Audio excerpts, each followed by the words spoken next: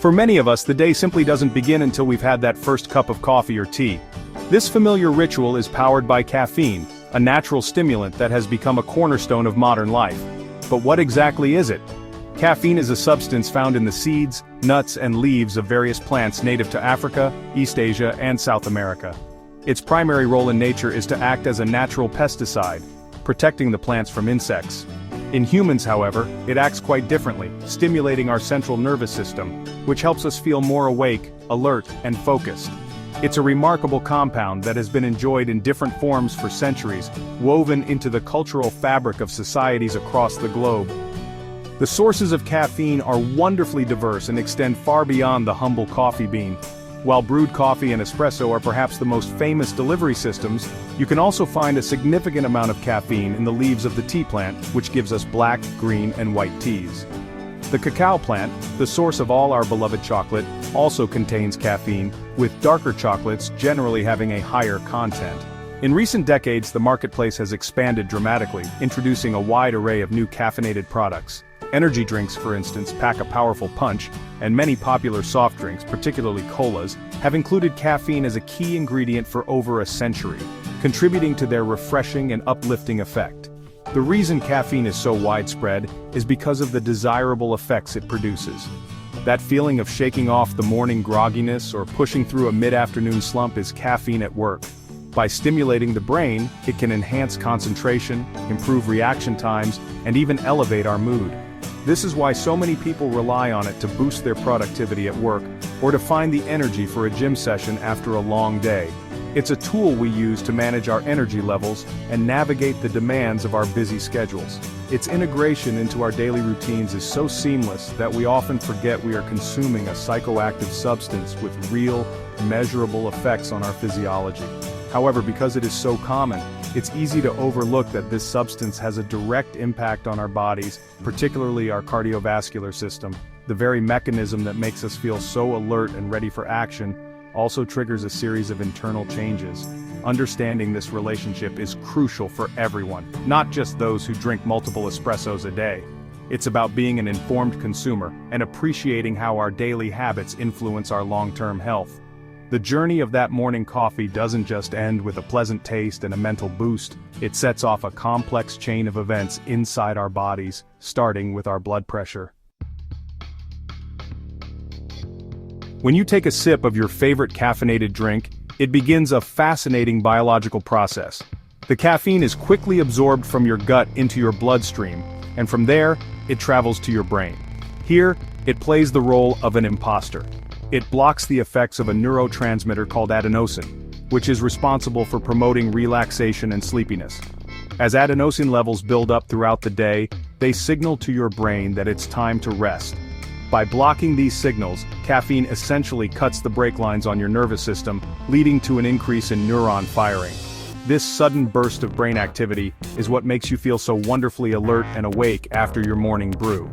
Your brain interprets this increased activity as a potential emergency, a sort of fight-or-flight situation. This perception triggers a signal to be sent down to your adrenal glands, which sit on top of your kidneys. In response, these glands release adrenaline, also known as epinephrine. Adrenaline is the body's primary action hormone, preparing you for immediate physical exertion. It increases your heart rate, sends more blood to your muscles, and tells your liver to release sugar into your bloodstream for extra energy. This is a powerful and ancient survival mechanism, and caffeine cleverly hijacks it to produce its stimulating effects, giving you that familiar jolt of energy and heightened awareness.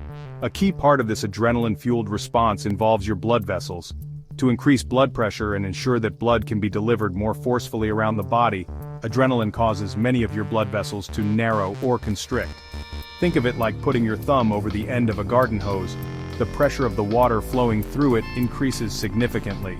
This constriction means your heart has to pump harder to circulate blood through the tighter spaces, which causes a direct and measurable increase in both your systolic, the top number, and diastolic, the bottom number, blood pressure readings. This effect is temporary, but it can be quite pronounced, especially if you are not a regular caffeine consumer. The timeline for this effect is surprisingly swift. your blood pressure typically begins to rise within just 30 minutes of consuming caffeine. The impact usually peaks within 1 to 2 hours, which is when the concentration of caffeine in your bloodstream is at its highest. From there, the effect can linger for 4 hours or even longer, depending on how quickly your body metabolizes the caffeine. This duration varies greatly from person to person. For some, the effects wear off relatively quickly, while for others, a single morning coffee can keep their blood pressure slightly elevated for most of the workday, highlighting the individual nature of our response to this common stimulant.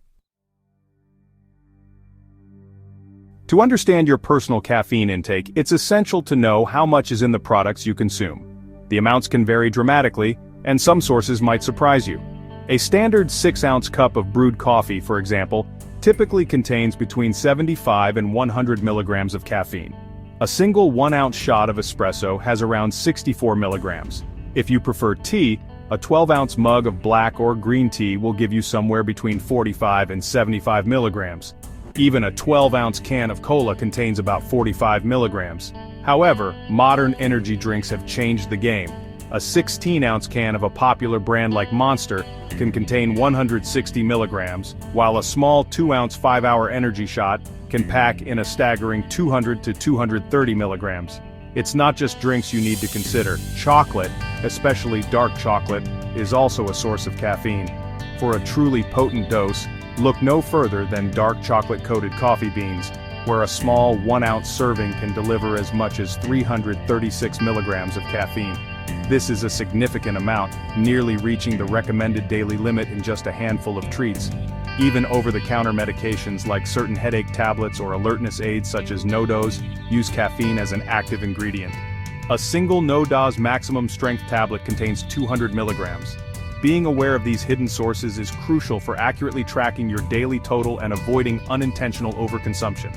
So, how much is too much?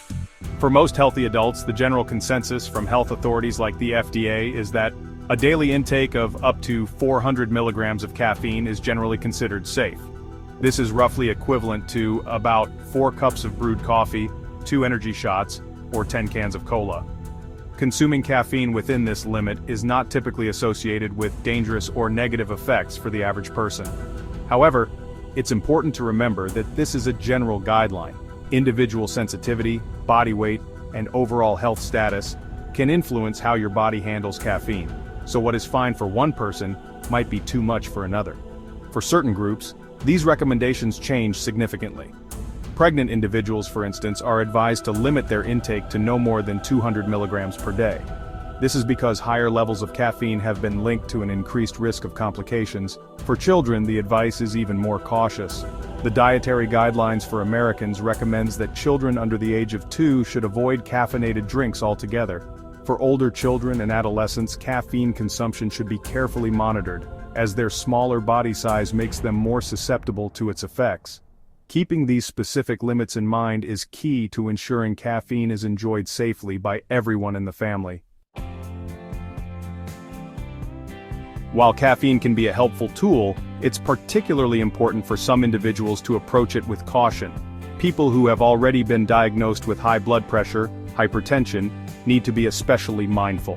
While regular caffeine consumption may lead to a degree of tolerance, a large dose can still cause a significant, albeit temporary, spike in blood pressure.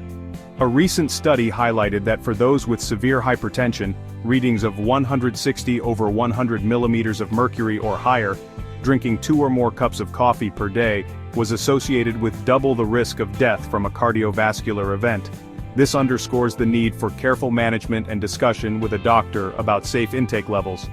Beyond those with hypertension, other groups should also consider limiting their caffeine. Individuals who experience severe anxiety or panic attacks may find that caffeine exacerbates their symptoms, as the adrenaline response can mimic feelings of nervousness and a racing heart. Similarly, those with certain medical conditions, such as peptic ulcers or epilepsy, might be advised by their healthcare providers to restrict their intake. The key takeaway is that while the 400 milligram guideline is useful for the general population, personal health circumstances always take precedence. It's about listening to your body and consulting with a medical professional to make the right choice for your specific situation. If you find that your caffeine intake is higher than you'd like, or if it's causing unwanted side effects like jitteriness or poor sleep, there are simple, practical steps you can take. Start by gradually reducing your consumption rather than stopping abruptly, which can lead to withdrawal symptoms like headaches and irritability. Try swapping one of your daily coffees for a decaffeinated version, or opt for a lower caffeine tea like green or white tea. You can also try reducing the size of your drinks. A smaller cup of coffee still provides that comforting ritual but with less of the stimulant. Being mindful of when you consume caffeine, avoiding it late in the afternoon and evening, can also dramatically improve your sleep quality. Ultimately, making healthy choices about caffeine comes down to balance and awareness. Enjoying your morning coffee or afternoon tea is a pleasure that doesn't need to be sacrificed, but it should be done with an understanding of its effects. Pay attention to how your body feels, know the caffeine content in your favorite products, and stay within the recommended limits. By being an informed and mindful consumer, you can continue to enjoy the benefits of caffeine, the alertness, the focus, the simple pleasure of a warm drink, while protecting your cardiovascular health for the long term. It's about making this powerful substance work for you, not against you. Thanks for watching. If you enjoyed this video, please subscribe to Always Mabel Canada and click the notification bell to get notified every time we upload all the amazing videos. See you next time.